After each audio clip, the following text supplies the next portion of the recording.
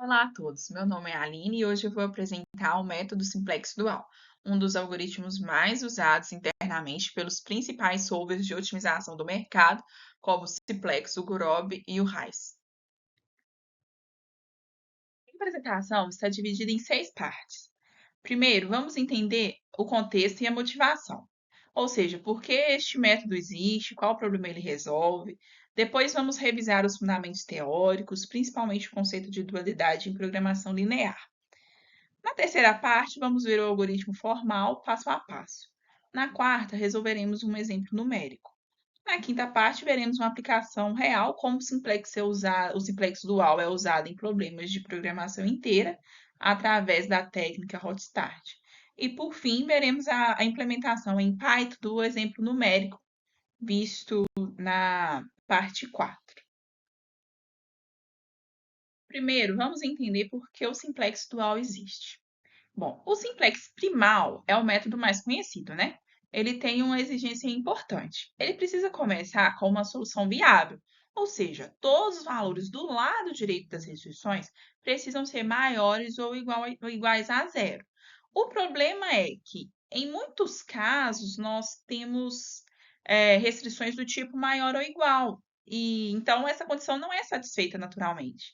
Nesses casos, a gente sempre precisa usar métodos para auxiliar na resolução, como o método das duas fases, ou o Big M, né, que adicionam variáveis artificiais, deixa o processo mais pesado computacionalmente, né?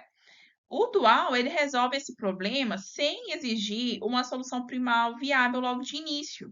Em vez disso, ele começa com uma solução dual viável, né? Significa que os custos reduzidos já são não negativos, mesmo que a solução primal ainda seja inviável.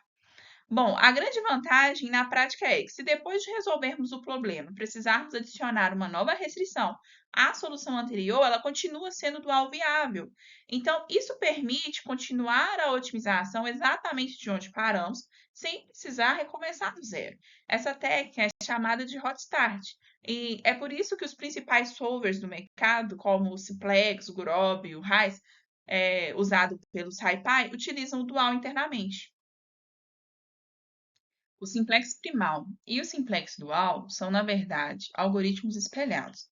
Enquanto o primal mantém sempre a viabilidade da solução e vai em busca da ultimalidade, o dual faz o caminho inverso. Ele mantém sempre a ultimalidade, ou seja, os custos reduzidos continuam não negativos e vai em busca da viabilidade. Olhando a tabela, no primal, a variável que sai da base é escolhida pelo critério da razão mínima, e a que entra é a que tem o custo reduzido mais negativo. No dual, é o contrário. A variável que sai é aquela com o valor mais negativo do lado direito. A que entra é definida por uma razão dual, calculada dividindo o custo reduzido pelo coeficiente da linha pivô, olhando apenas os coeficientes negativos dessa linha, já que só eles podem colocar em risco, né, a ultimalidade dual. O critério de parada também muda. No primal, paramos quando todos os custos reduzidos forem não negativos. No dual, paramos quando todos os valores do lado direito forem não negativos, porque nesse ponto a solução é ao mesmo tempo viável e ótima. Isso se apoia no teorema fundamental da dualidade, que garante que, se existe uma solução ótima para o problema primal, também existe uma solução ótima para o problema dual, e os valores das duas funções objetivos são iguais. É exatamente essa a propriedade do dual. Como ele sempre mantém a ultimalidade dual, no momento em que encontra a viabilidade primal, já sabemos que essa solução é automaticamente ótima. E quando esse método é mais indicado? Quando o problema original é de minimização, com restrições do tipo maior ou igual. E quando, depois de colocar as variáveis de folga, alguns valores do lado direito ficam negativos. Essa é a combinação perfeita para aplicar o simplex dual. Agora vamos ver o algoritmo formal em 5 passos. Passo 1. Verificamos a condição de entrada. Precisamos confirmar que todos os custos reduzidos são não negativos. Se algum valor do lado direito for negativo, temos inviabilidade primal, e o algoritmo precisa continuar. Mas se todos os valores já forem não negativos desde o início, a solução já é ótima e paramos ali mesmo. Passo 2. Escolhermos a variável que sai da base. Selecionamos a variável básica com o valor mais negativo. A linha correspondente a essa variável vira a linha pivô. Se houver empate, podemos escolher qualquer uma das candidatas. Passo 3. Fazemos o teste da razão dual para escolher a variável que entra. Olhamos na linha pivô apenas os coeficientes negativos, como já dito, porque só eles podem, depois do pivoteamento, fazer algum custo reduzido diminuir e virar negativo.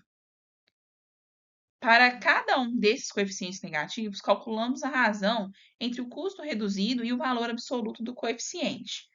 A coluna com menor razão é a que entra na base. Assim, garantimos que nenhum outro custo reduzido fique negativo. Se não existir nenhum coeficiente negativo na linha pivô, isso significa que o problema primal é inviável e devemos parar e declarar a inviabilidade. Passo 4. Fazermos o pivoteamento. Dividimos a linha pivô pelo elemento pivô e depois atualizamos todas as outras linhas, inclusive a linha do objetivo, usando operações elementares para zerar os coeficientes daquela coluna. O importante aqui é que os custos reduzidos continuam não negativos por construção. A otimidade dual nunca é perdida. Passo 5. Verificamos o critério de parada. Se todos os valores do lado direito já forem não negativos, encontramos a viabilidade primal. E como a última unidade dual já estava garantida, chegamos ao ótimo global. Caso contrário, voltamos ao passo 2 e repetimos o ciclo. Esse ciclo, verificar o dual, escolher quem sai, fazer a razão e o pivô, verificar a viabilidade primal, se repete quantas vezes foram necessárias até a solução ficar viável nos dois sentidos. Agora vamos a um exemplo numérico para a gente poder ver como que funciona na prática. Antes de qualquer conversão, o problema original é minimizar 2x1 mais 3x2 mais 4x3, sujeito a duas restrições do tipo maior ou igual. A primeira, x1 mais 2x2 mais x3 maior ou igual a 3. E a segunda, 2x1 menos x2 mais 3x3 maior ou igual a 4, com todas as variáveis não negativas. Para colocar isso na forma padrão, subtraímos uma variável de folga de cada restrição e depois multiplicamos a equação inteira por menos 1, só para deixar o coeficiente da variável de folga positivo, que é uma convenção prática para montar o tableau. É por causa dessa multiplicação que os valores do lado direito ficam negativos, menos 3 e menos 4. Se analisarmos as condições iniciais, os custos reduzidos são 2, 3, 4, 0 e 0, todos maiores ou iguais a 0. Então, temos dual viabilidade confirmada. Mas o vetor B tem valores negativos.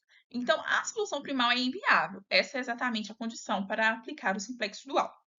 Olhando o tableau inicial, B2, que é menos 4, é o valor mais negativo. Então, a variável S2 vai sair da base. Nessa linha, os coeficientes negativos são menos 2 e menos 3. Fazendo o teste da razão, para x1 temos 2 dividido por 2, que dá 1. Para x3 temos 4 dividido por 3, que dá aproximadamente 1,33. Como 1 é o menor valor, x1 é a variável que vai entrar na base. Dessa forma, o elemento pivô vale menos 2. Fazemos três operações elementares. Primeiro, dividimos a linha pivô por menos 2 para normalizá-la. Depois, somamos essa linha normalizada à linha de S1 para eliminar o coeficiente daquela coluna. E, por último, atualizamos a linha Z, subtraindo duas vezes a linha normalizada. O resultado é o novo tableau. X1 já está na base, com o valor 2, S1 continua na base, mas com o valor menos 1. Na linha de S1, o coeficiente de X2 é menos 5 meios, que esse valor precisa de atenção especial, porque ele é fundamental para o teste da razão da próxima iteração. Olhando esse resultado, vemos que ainda existe um valor negativo, B1, que é igual a menos 1. Então, a solução primal ainda é inviável. Precisamos continuar para uma segunda iteração. Mas é importante notar que todos os custos reduzidos continuam não negativos, ou seja, a otimalidade dual nunca foi perdida. Como o S1 é a única variável com valor negativo, então ela sai da base. Olhando essa linha, os coeficientes negativos são menos 5 meios e menos 1 meio. Fazendo o teste da razão, para x2 temos 4 dividido por 5 meios, que dá 1,6. Para esse 2, temos 1 dividido por 1 meio, que dá 2. Como 1,6 é menor do que 2, x2 vai entrar na base. Fazemos o pivoteamento com esse elemento pivô, menos 5 meios, atualizando todas as linhas da mesma forma que antes. Normalizamos a linha pivô, depois usamos ela para eliminar o coeficiente de x2 nas linhas de x1 e z. O resultado é o tabu final. Agora, todos os valores do lado direito são não negativos e todos os custos reduzidos continuam não negativos. Isso significa que chegamos ao mesmo tempo à viabilidade primal e à otimalidade dual, ou seja, encontramos o ótimo global, e isso em duas iterações.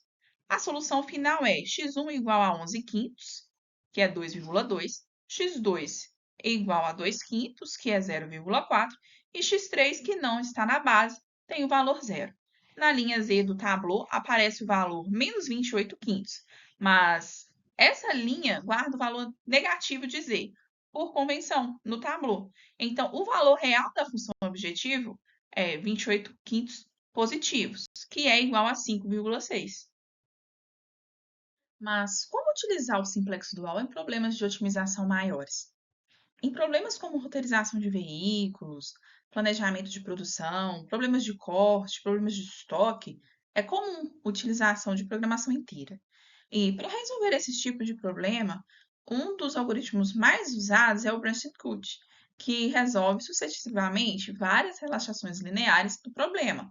Cada nó da árvore de possibilidade, um novo corte, né? Uma nova restrição é adicionada para eliminar soluções fracionárias que não fazem sentido sem perder nenhuma solução inteira válida.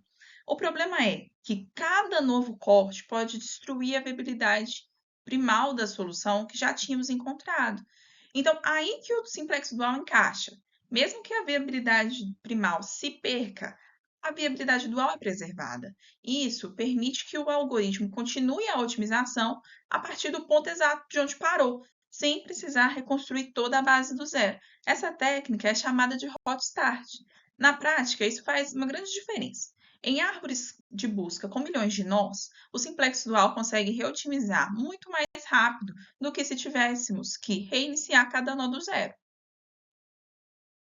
Para validar tudo isso na prática, implementei o mesmo problema que foi resolvido manualmente na etapa 4 em Python, utilizando a biblioteca SciPy, com o solver raiz especificando o método raiz.ds, que é o simplex dual. O código resolve o mesmo problema original. Definimos o vetor de custo C e como o limprog só trabalha com restrições do tipo menor ou igual, multiplicamos A e B por menos 1 para converter. A mesma lógica que vimos na hora de montar o tableau manualmente. Chamamos o limprog especificando o método raiz.ds, o simplex dual do raiz, e imprimimos res.x e res.fun. O resultado bate exatamente com o cálculo manual.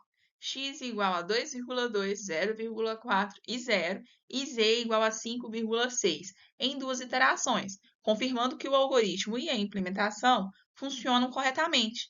E isso não foi por acaso. Como o solver usa o mesmo algoritmo que aplicamos manualmente, ele segue a mesma sequência de pivotamento, o que confirma tanto que a resolução quanto o passo a passo da implementação estão corretos. O RAIS ainda oferece outros métodos, né, como o interior point e o simplex revisado, mas o dual é o padrão recomendado justamente por ser mais eficiente em cenários de reotimização. Bom, para fechar, o simplex dual é uma ferramenta essencial da programação linear, usada internamente por solvers como Simplex, Gurobi e o RAIS.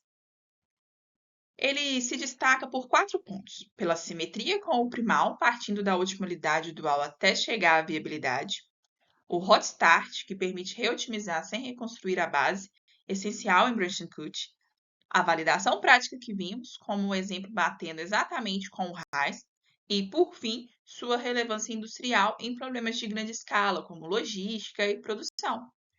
Bom, pessoal, essa é a nossa apresentação. Muito obrigada a todos pela atenção.